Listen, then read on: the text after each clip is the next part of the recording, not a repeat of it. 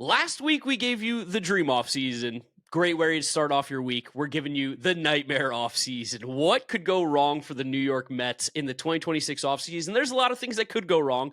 I fucking hope they don't. I really don't. I really hope it goes well. But why not? Let's make your Tuesday morning or whenever you're listening to us a nightmare for you as well. Get these negative thoughts in your head. I'll be honest, not off to a great start this offseason. We've already had two of the coaches that we liked on this staff go to the Atlanta Braves, Antoan Richardson and Jeremy Hefner going to the Braves because they're getting more money. It kind of sucks to start this one off with. I mean, I think it's definitely different for Hefner versus Richardson, where we told Hefner not to come back. So he's a good coach. We knew he was getting a job. I think we said it. If he were not to come back, I think we said he'd be unemployed for about 5 or 10 minutes. It seems like that was the case. It seemed pretty well to do with Richardson. The thing we talked about last week or a week and a half ago, whenever it was that we were scared about, did happen, where he didn't really go to a staff that he was particularly close, like super close with any of the top guys on it. And he didn't exactly get a bump in role either.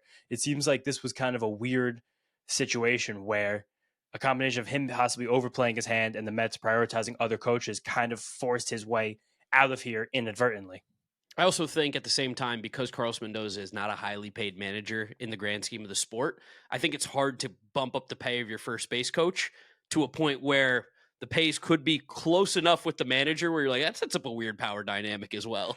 And also the case of now he can hop on with a new manager who's coming in there with a new coaching staff rather than Mendoza, who, like we said, is a bit of a lame duck right now. And Mike Puma had a good piece and some good tweets about what happened. He said that the Mets had Richardson left the Mets for the Braves because of a difference in opinion over his value. He said, I had a proposed salary with benefits included. The Mets had a proposed salary with benefits included. We differed on the salary part. So that seems to be the point where then he started looking for other places. Then Puma came back to that and said, Richardson circled back to the Mets at the end, but the team couldn't offer the same deal as originally because of restriction on the number of coaches allowed to receive a pension. The Mets had hired other coaches before Richardson circled back, and that is a rule that I think 4 other coaches in the Major League staff, besides the managers, are allowed to receive pensions. So it seems like as the Mets have hired other coaches, primarily Jeff Albert, Troy Snicker, who's not official, and Justin Willard, who's not official either, it seems like maybe they gave out some contracts that got the pensions before, while Richardson went the runaround. It did seem like he was going to use another team for leverage, circled back, but then since he couldn't get the pension, it seems like that pushed this firmly over the top. Yeah, and truthfully, it's not that big of a conversation point. It's more like we know the impact that both these guys made. It mostly sucks that they're going in division to the Braves, which spin zone, that's why the Mets haven't been able to beat the Braves. That have sleeper cells working for them this entire time. Never trusted Jeremy Hefner for a second. He was a traitor. Don't say that. Don't say that. Okay, we had great times. We had great moments with Jeremy Hefner. Jeremy Hefner was great for the club. About this. Again, the Hefner thing I'm not mad about because we told him not to come back. We told him to go. I know. The Richardson thing was crazy because he did want a large salary bump, and you just can't have him making that much more than these other coaches. And if losing Antoan Richardson means that we wouldn't have been able to get these other coaches, I think the modernizing the Mets are trying to do with this coaching staff, this player development, I think it's fine. But I don't like losing Richardson. It does suck the way circumstantially this has to have happened, especially him going to the fucking Braves. I also think that if we are overly concerned as an organization about our first base coach, we might have lost the entire plot of how to be a successful baseball team. Yeah, a lot of you guys were hitting us up last week. It was there's no emergency episode about Antoan Richardson to the Braves. And we're like, no, that's I don't know. He's the first base coach. There's a lot more to talk about, especially all of the ways we're going to ruin your day right here, talking about how this offseason can become a nightmare for the Mets. If you guys are David Stern's haters, turn up the volume because this is going to be a dark, twisted fantasy for you all. Yeah, and listen, we're not rooting for this, but there is a world where these things happen. Maybe not every single one of them, because, oh my God, I would rip the hair out of my head. But there's a world where every single one of these scenarios that we give you could happen.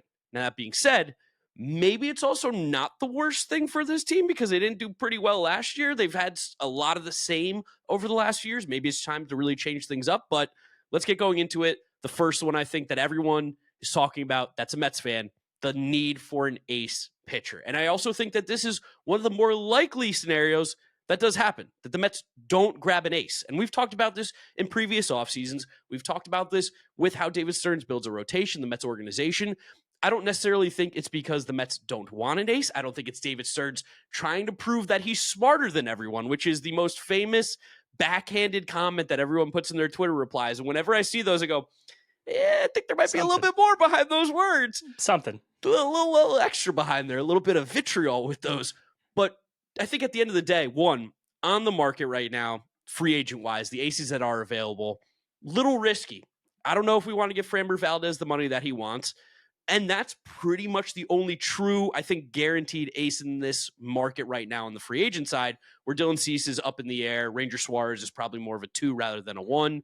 Those guys are scary. And then on the trade side, it's kind of up to Skubal. Like, obviously, you could get Sandy, but it's the same conversation. Maybe Freddie Peralta. But Skubal's the real number one guy out there, and he just might not get moved. He might not. And we have now the reporter wars that begin every offseason that are happening right now. We're going to talk about that a little more in a sec with some stuff coming out. But there was a report from Jeff Passan last week that Terry Skubal and the Tigers are motivated to stay together and get a long-term contract done. Then Bob Nightingale went out and said the opposite. He said the Tigers are still ready to move him, but they need to be blown away. But the extension talks aren't that close. So it's just all happening. Just saying this out loud, too. Maybe the people who messed up can let us know. MLB reporter tier list on the windup for the offseason. Good idea. Good idea. Subscribe to the windup down in the description below. It's going to piss some people off, but hey, that's why it's called the windup. But we're going to still act like this whole offseason Terry Skubal's available. The next episode's going to come out later this week. Is 10 players the Mets, again, we're going to title it thumbnail clickbait it for you guys. 10 players the Mets will trade for this offseason. And of course, again, they will be led by Skubal. But I think that in terms of a nightmare scenario, like it does weirdly start and end with him, because I'm not really obsessed with any of those free agent pitchers. Like if we come out of this offseason without Cease, Framber, Ranger Suarez, Michael King, especially without paying qualifying offers for them, I don't think that's the end of the world. I think all of those guys very specifically and uniquely, and we talked about that in a video a month ago, have a glaring problem with each of them, whether it be the cost, whether it be something about their game. There's just something wrong with all of them. I don't think any of them should be considered the one at this juncture. I think if you did, it would be one of the weaker ones that you would have in all of Major League Baseball. You'd be in the bottom tier of your aces. And truthfully, at the end of the day, we saw it with Corbin Burnes too. This is the risk of giving guys like just anybody these long, big-term contracts. Max Fried was an ace until he wasn't for the 2025 season. And truthfully, he's a stronger 2 than he is as a 1. You don't feel great, Max Fried being your best pitcher. And the Yankees didn't plan on that with the Garrett Cole injury, but they still did. Similarly with Corbin Burnes, while Corbin Burnes was great, you don't want to pay for what happened. We know moving forward it was going to be differently, and then you couldn't have foreseen that he blew out his arm, but that's always the fear with these guys as well. Especially when a lot of the rhetoric coming out about specifically Dylan Cease right now and Framber more so. But I think the Mets community is kind of aware that the Framber thing might not happen just because of how much he will command. But Cease is the hipster ace. Because Cease has the strikeout rate, the strikeout minus walk rate. He has the flashy stuff, especially with the fastball and the slider. But there really has never been, I know he tries a knuckle curve, like the third pitch to develop on that. So when you're signing a guy who has a qualifying offer attached to him, you have to think well enough about his long-term viability to be willing to part with that pick. To be willing to part with that pick, you want to give the guy a long-term deal, because you don't want to part with a potential, top 40 pick in the draft, especially when the Mets don't have many of those, to sign a guy who you think's only worthy of a 2-year deal. So then with that, you basically need to have some player development projection on top of what you want to do with Dylan Cease. And maybe the Mets are confident that. We talked last week about all of Justin Willard's ethos about throwing strikes, being a strike thrower. Cease just doesn't have pitches he really throws in the strike zone consistently besides his fastball. So maybe there could be a plan. You know something about the way he releases the ball, his arm slot, to find a cutter, to find a sinker. Like he's tried kind of a bit in the past, but if you don't see those things, he can't be a guy you give the 5-year, $25 million AAV, which he probably will command, if not a bit more, especially when, like you just said, you're like, oh, no matter what, he's a workhorse, 30 starts 5 years in a row. Because that's true until it's not. Like if you're buying innings like that, it's really hard to project that. I know it's easier to trust a guy like Cease for that than Michael King, but it's still, every single one of these guys has a real unique problem inside themselves. And if Mets don't trade for one of the top pitchers, I don't know how much I want to tilt and get one of these guys instead. Yeah, to be a little disrespectful to some of the free agents. It's like, just because the pitching free agent market is more middle of the rotation dense doesn't mean that because those are the only ones available that they're de facto aces like there have been in previous off seasons. Dylan Cease, not the same pitcher, but the idea is it feels like similarly-ish to like Carl Pavano-y, where I'm like, I don't really feel than that. It is, but it isn't. I mean, but Pavano came off a great year when the Yankees signed him all those years ago, and obviously we were dumber as baseball fans in general, just knowing what makes pitchers successful and what doesn't, and sustain success. But the idea being that there is this inconsistency with those bright flashes is scary for someone you're going to give a long-term contract to. Pavano still just himself had many more injury concerns than Cease ever did heading into this. Again, like the 5 straight years of 30 starts, like that's cool. Salute Dylan Cease for that. But it's just whether or not we can find more pitches that can go in the strike zone for Dylan Cease. And if the Mets internally believes that, then I'm all for throwing Dylan Cease a bat. Because then you I'm might not going to complain if we signed him. I'm not going to be like, oh, we signed Dylan Cease. What a disgrace. Like, I will be happy, but he is not the answer to the Mets' problems at this exact moment. Possibly not, but also possibly is. But this is more of like the mystery grab bag thing with Dylan Cease. Like this is like, oh, I can have a boat, or I can get the mystery box. There might be a boat in there. Like that's just who he is. And we still, again, like the underlying stuff with Cease, all the strikeouts. And last year he was unbelievably unlucky. I think last year compared to 2 years ago when he was bad again, because Dylan Cease is good every other year. If you look back at his career, it is an even year next year. So yeah, maybe next year it's just worth it to get him. But it was like, I think he had like 6 home runs that were hit under 340 feet. Like it was a really weird thing where all the wall scrapers happened to him at one time. But it's just when you're a 2-pitch guy and one pitch goes wrong, like you're just fucked. And then like something similar could be said about a guy like Joe Ryan, who's the popular trade candidate as well. Like I think Joe Ryan is more of a strong 2 than a 1. So it's just come back to the same concept of this offseason could be considered a disaster, disappointment, and nightmare if the Mets don't get an ace. But like, is he an ace? Is Sandy an ace? Is Freddie Peralta an ace? I think Peralta might be the closest thing currently of all those guys. Like it's a very weird pitcher market if Tarek Skubal isn't like the jewel on top of it. I think we also look at aces differently than most baseball fans, where it's like there's probably about 10 aces really truthfully in baseball, maybe 10 to 15. And then the rest of them are all kind of fighting on a given year, whether they are a frontline guy like that. Yeah, you can be the ace on your own team, but it's different than being considered an ace league-wide. And that was the Max Fried distinction. That was really difficult to kind of sort through and find this year. There's also Tatsuya Imai, who was just posted, and I think a similar thing is happening now with him, where he will not have a qualifying offer attached to him. He had some really fun, gaudy stats in the NPB over the last few years. He just seems like one of the best pitchers. But now I think people are trying to make him an ace because of everything you've seen with Yamamoto. It's like he's not even close to that guy. And I've seen contract projections on Imai that have ranged from like 5 for 80 or 90 up to like 7 for 250. And it's just I just can't give him that money. No, seeing a range like that, like he's the guy where we know from the Will Sammer article that came out yesterday when you guys are listening to this, the Mets at least wanted to add one guy to the starting rotation mix. And for him to not have a QO, if you could get away with the 5 for 100, sure, like another Kodai-ish deal, like a similar to Kodai, but probably a little more because he doesn't have the same durability concerns now we've all seen with Kodai. But Imai's thing in Japan was that he had this kind of back me up slider. It's his out pitch, and it was getting crazy whiff rates against hitters from both sides of the plate. Like it was the thing that made him great. He has a good fastball as well, but that fastball averaged 95, which in Japan is great velocity. In here, it's just average velocity for right-handed pitchers. So that its swing strike rate will fall down on that. But again, that slider was his pitch. I just don't know if a back me up slider can be like the outest of out pitches in the major leagues comparatively. When now you have a fastball, it's weird. It's a profile that looks to me more like a low end 2, high end 3 rather than a 1, which is where this conversation keeps spinning around. And then just to be a little bit positive for a second, like Nolan McLean looked awesome. We still get some development out of him. He could be the ace of this rotation. The way that he looked and the highs that he had, it's totally in the realm of possibility. Oh yeah, I think that even just starting to think about fantasy baseball stuff for next year, I'm going to have him like as a fringe top 30 guy. We're just looking at the stuff, looking at the ballpark, understanding how his pitches interact with one another and how good he was in the small sample. But then you can't, I just don't think you go into next season with Sangam and Aya as his key support. And that's how we get back to this first nightmare scenario here. Yes, which is, we'd love to get someone that's better than Nolan McLean in this team. Yeah, like if we come out of this offseason just with Merrill Kelly, I'd throw up. I think some people would be really mad about that, but that's nightmare scenario 1 to begin to ruin your guys' morning. Yeah, Merrill Kelly is our only starting pitcher we signed. Nightmare scenario 1. Fuck the ace thing. Merrill Kelly only. I still love Merrill Kelly. I'm still happy to have him here. I think it'd be worse to get like Zach Allen with his qualifying offer attached than even Merrill Kelly. Because Merrill Kelly doesn't have the QO, but this is just start painting the picture here.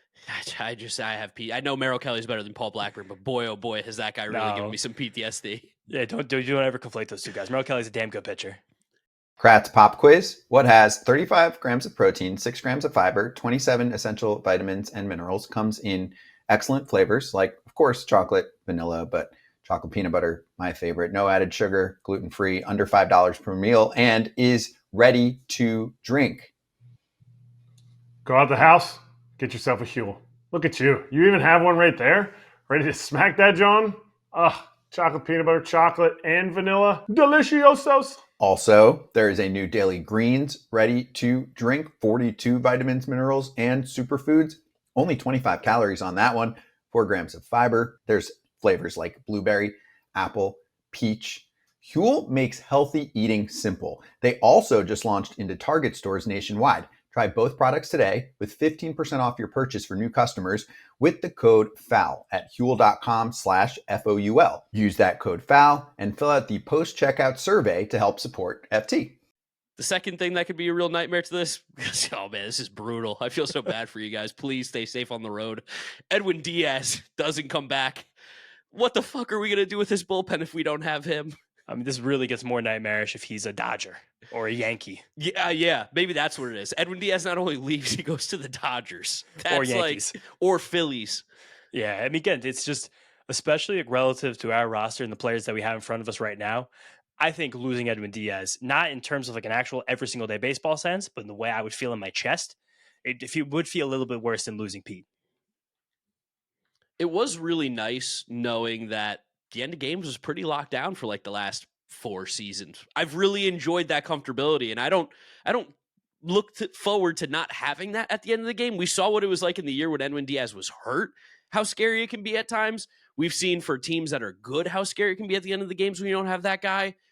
I know at times we talk about you don't pay relievers that much money, but that's more of the Tanner Scott group.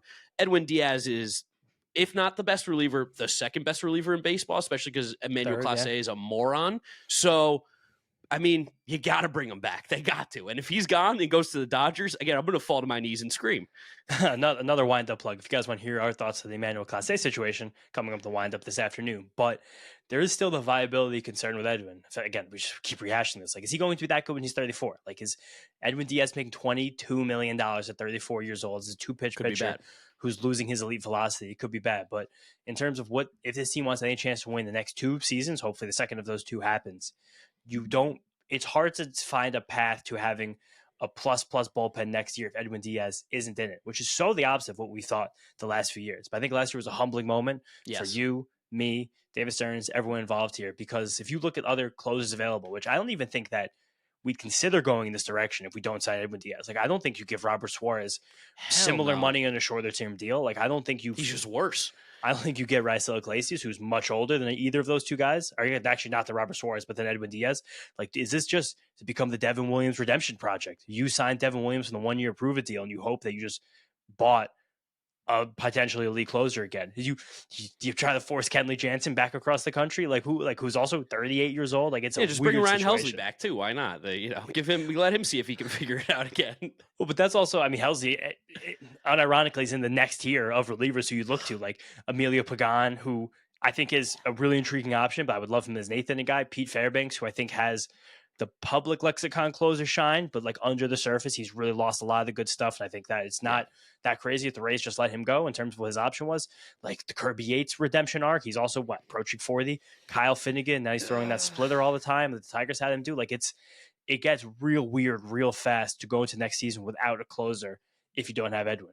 Then you trade assets for a closer, like in terms of that we don't trade for starting pitcher. Like, it's a really weird path forward to be a contender next year without Edwin Diaz. I enjoy the theory of the glob of chaos. I do not want a full bullpen full of glob of chaos because, once again, I will rip all the hair out of my head. You don't want a Michael Kopech, Jordan Romano, Brett Alzolay 9th inning trio next year? Does that not sound good to you? I accidentally got season tickets. I thought I opted out. I found out that Did you really? Yeah, I found out I'm back on them. They got you. If the fucking closer is Jordan Romano, Michael Kopech, Brad Keller, I'll be boycotting games. I'll come with the paper bag on my head. That would be insane. What about Jim Palmer's favorite reliever, Sir Anthony Dominguez? I mean, I'd love him in the 7th. He's a great 7th inning reliever. Don't feel good about him getting the last 3 outs. And this is the whole thing. Again, I think both of us have not fully changed our philosophy because if some team comes down here and gives Edwin Diaz like 5 for 125, and then they got him. At that point, I won't feel as disgustingly bad as I will if he gets signed for like a similar amount of money. And I still think Edwin Diaz wants to be back, and I think the Mets want Edwin Diaz back for a price that's fair and reasonable for everyone involved here. But at the same time, if he does get blown out of the water, and this is where we wind up shopping, like it's going to be a great week of Mets'd content of us just digging through every single team's depth chart and finding any reliever we could possibly trade for. And that sounds like a nightmare to me. All right, let's move on to the third nightmare scenario, which is Mark Vientos is our everyday first baseman because Pete Alonso signed with the Phillies. That's a nightmare, or the Red Sox, or I don't know, any team that he signs with the Chicago Cubs, who they don't spend money. That's a joke. He signs with the Phillies, and we have to play Mark Vientos every day at first base. Again, I will fucking lose my mind. It's the combination of I want Pete back. Pete's awesome. Again, among qualified first basemen, he had the highest WRC plus this year. Mr. Kurtz had close to qualified, and he was way better. But Pete was at number 2. He's an elite hitter. There's no doubt about it. At the plate, he's elite. The contract's going to be weird. The kicker here, too, is my favorite guy, Mark Vientos, then getting even more playing time at a position where he's definitely going to be just as bad, if not worse. And also, it's funny that we're recording this now because Will Salmon, like I talked about before, just came out with a piece for The Athletic. And in it, he talked very specifically, every single piece of Mets content this offseason will lead with the Pete Alonso situation about internal options at first base, because that's where the nightmare scenario is. It's losing Pete and not finding some kind of way to cushion that fall, whether it be Josh Naylor if the deal winds up shorter and better than Pete Alonso, whether it not be finding some kind of fun platoon thing to do with Ryan O'Hearn and I don't know who, and then Mark Vientos. Mark Vientos remains on this roster, but Will Salmon specifically talked about internal options exist. Some evaluators view first base as a position that players with experience at other spots can move to and generally figure things out. Similarly, other clubs choose to platoon at the position. To those points, it wouldn't be out of the question for the Mets to upgrade defensively at second base and ask Jeff McNeil, a left-handed batter, to play some first base. People familiar with the club's thinking suggested. It's likely the club would also think about Mark Vientos or Brett Baty as first base options too. I hate this. I don't like this. I don't like this one bit. This is nightmare offseason. This is upsetting to my stomach right now. The idea of Mark Vientos getting like 300 plate appearances next year like gives me agita. Can I tell you something about Mark Vientos? No. So the Steamer projections came out on Fangraphs a few days ago. This is the first projection system to come out every year. Mark Vientos projected to have the 18th most home runs in baseball. Are they smoking crack? That's almost the biggest disservice they could have ever done to their projections. Him having the 18th most home runs in Major League Baseball, and I'm sorry to everybody who I'm sure works very hard at Steamer. Bad projection system. It's broken. It don't work. It's come out good the last few years. It's projecting him also to have 600 plate appearances, which is a big part of that. But at the same time, it's him at 28 home runs. So usually very low on power. Okay, but all right. Yeah. So 28 sounds different than like them being like 38. Yes, but that's where it is. And I think with 600 plate appearances, they have him with a 310 on base percentage and at 28 home runs. What's it? Do they do OPS? They do OPS. They do OPS. I'll get you the OPS right here. I'll tell you what. Again, just keeping on some gambling topic here. I'd be taking the unders on all of Mark Vientos next year, no matter where he plays.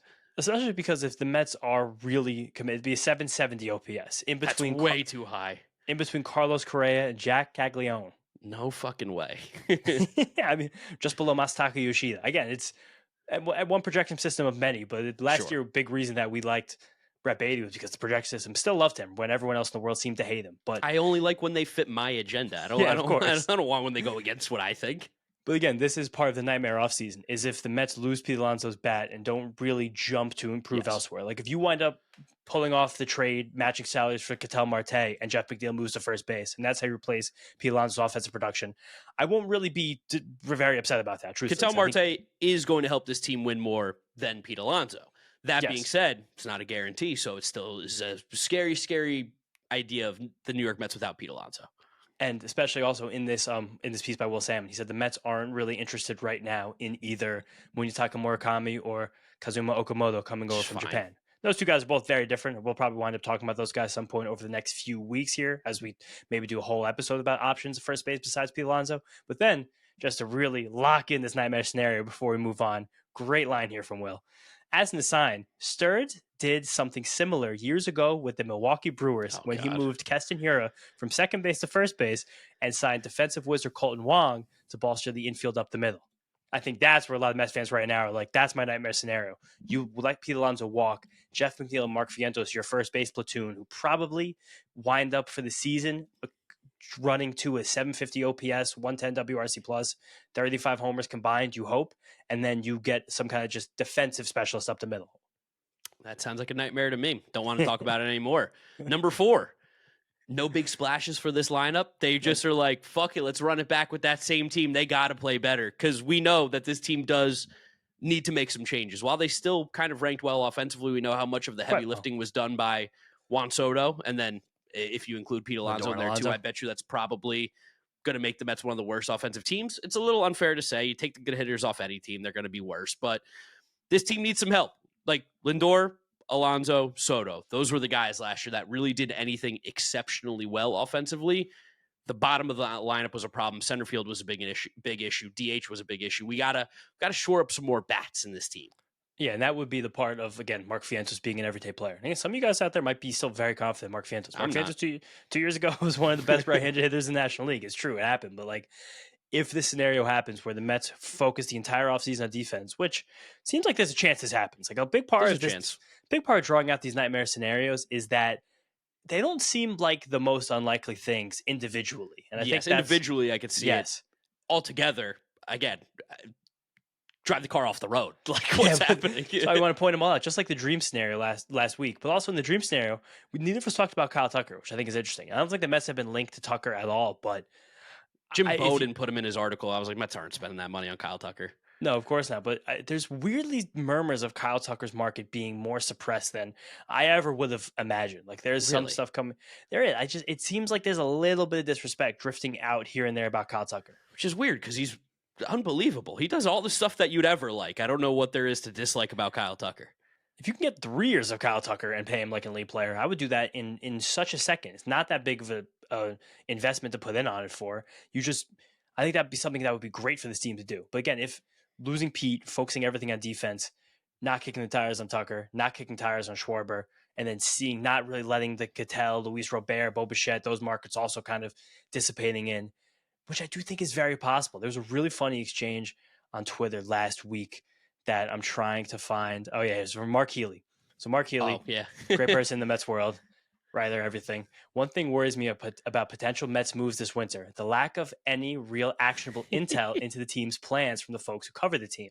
Many feel the no leaks reality is a good thing, but when it's combined with the unpredictability of David Stearns, it's frustrating. And then, from the clouds of all the people in the world, Steve Cohen replies, Mark, I like operating this way, but if you call Alex, she'll tell you everything. Insane tweet from both sides. But it is funny because Mark Healy does come from the old world of the Mets beat, which again, I think Mark's still also a really good writer, really good piece of the Mets world. But from the Wilpon, it seemed like everyone just knew everything. Like these things were coming out left and right. And we know what was going on back there. So like, yeah.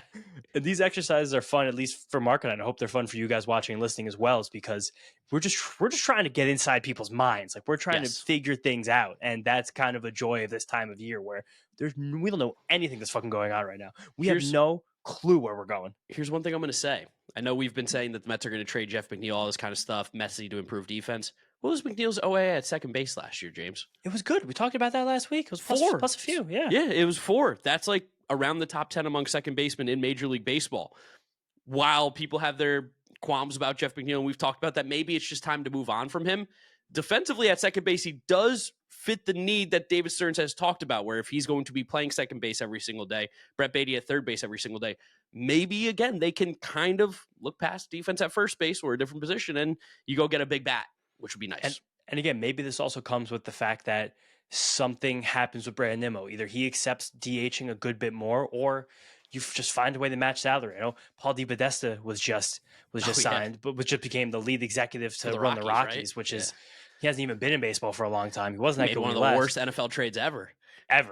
Probably one of the worst trades in the history of sports, acquiring a sexual deviant and giving them the most guaranteed money the game's ever seen. But I digress. For I think 3 first-round picks. It was with Deshaun Watson, right? Graduated from Clemson, I believe.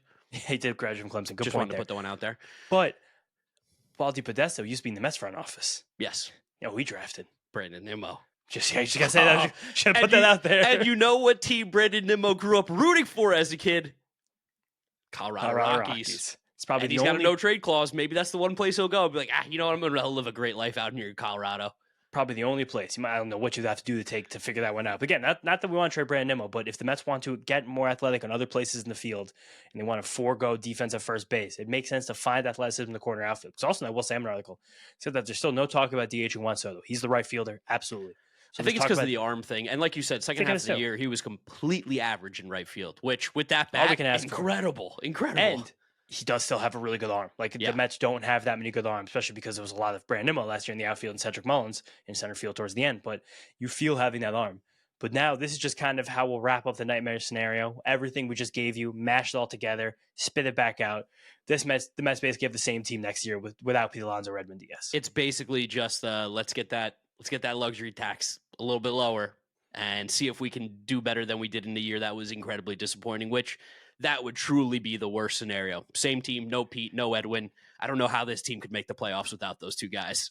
And I also think there's no way this will happen. I really don't think what we just said. There's no way those four things all coalesce at the same time to let this be true. Like, there's no way we go into next year with Mark Vientos as the first baseman and like Ronnie as the DH. Like, it simply can't happen. There's no way next year Albert Alzolay is closing games in March. Like, that's not going to be a thing that in April. That won't be a thing that happens. And I know that people are there's such a strong group of people that are anti David Stearns, and I think from a winning standpoint, you're allowed to feel that way. Last year was a mega disappointment, even though the year before we made it to the NLCS, but mega disappointment last year. I think you have every right to be upset with David Stearns, but at the same time, I think to assume that he's going to operate as if this is the Milwaukee Brewers, because that's the lazy take you can have and wake up in the morning and be like, he was the Brewers guy. He's going to treat the Mets like the Brewers. I don't think there's been any indication that he is going to run the Mets in that way. So I think it is actually stupid to think that he's going to do it that way.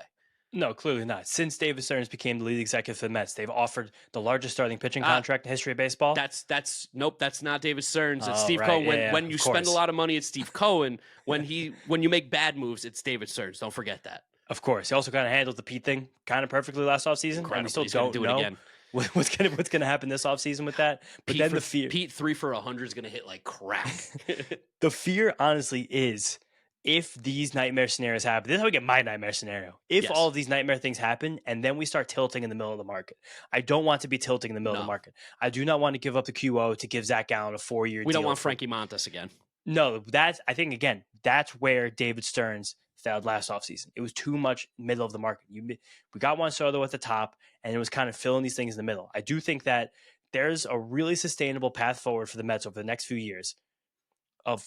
We got a good ass farm system right now. Yes. We have a lot of players who are ready to come up and rip. And that's right now, again, the fifth best farm system in all of baseball, and most of that talent is congregated at the top. You're going to get Carson Bench in the major leagues next year. You're probably going to get Jet Williams.